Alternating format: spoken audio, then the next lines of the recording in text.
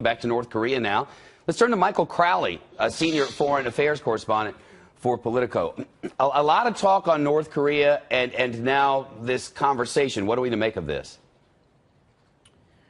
Well, it's interesting. There are different ways to interpret it. The president interprets it as a sign that his policy of, getting very tough on North Korea, being threatening, blustering, some people say, is creating a willingness in the North to start negotiations, even if not with the U.S., with his neighbor to the south. Another school of thought is that Trump has actually alarmed the South Koreans, who, after all, would be seeing a war on their doorstep if the United States were to come to blows with North Korea. They're desperate to avoid that. And one school of thought is that the North is taking advantage of what they see as a potential rift between South Korea and the U.S.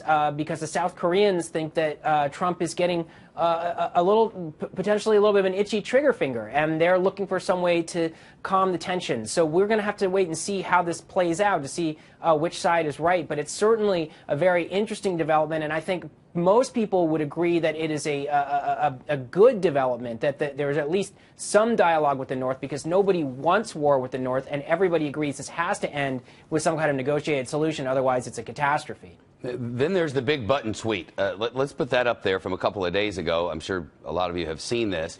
The president said the North Korean leader Kim Jong-un just stated that the nuclear button is on his desk at all times. Will somebody from his depleted and food-starved regime please inform him that I too have a nuclear button, but that it's much bigger and more powerful than his, and my button works?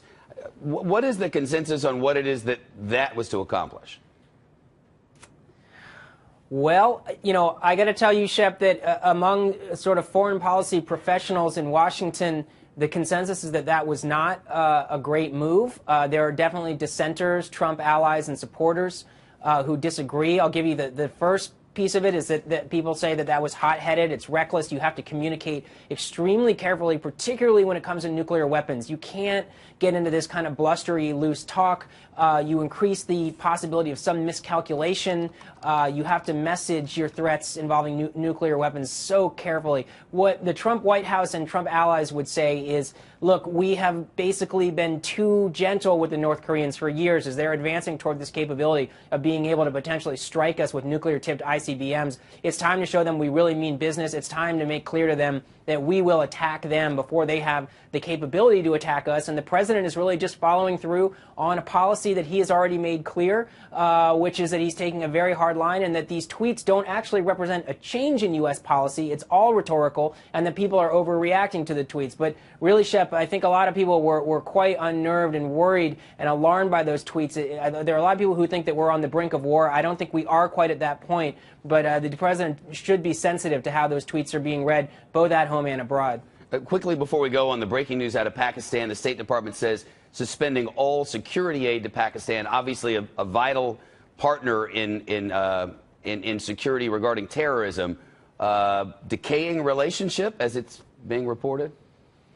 Well, Shep, this has been kind of an unhappy marriage the U.S. has had with Pakistan since basically September 11th, and actually going back much farther. But for, decades now, we've been trying to figure out this relationship where we kind of can't live with Pakistan, but we can't live without it. We want to have a relationship with Pakistan which has nuclear weapons, which can be an ally in fighting Islamic militants in Afghanistan and elsewhere in the region. At the same time, there's a feeling that Pakistan is constantly double-dealing, even double-crossing us, not playing straight, sometimes more the problem than the solution. So do you try to draw them closer with more ties, with more money, and get them more on our side? Or do we finally put our foot down and say enough is enough, at the risk of having them drift away, drift into the arms of China, getting closer to militant groups?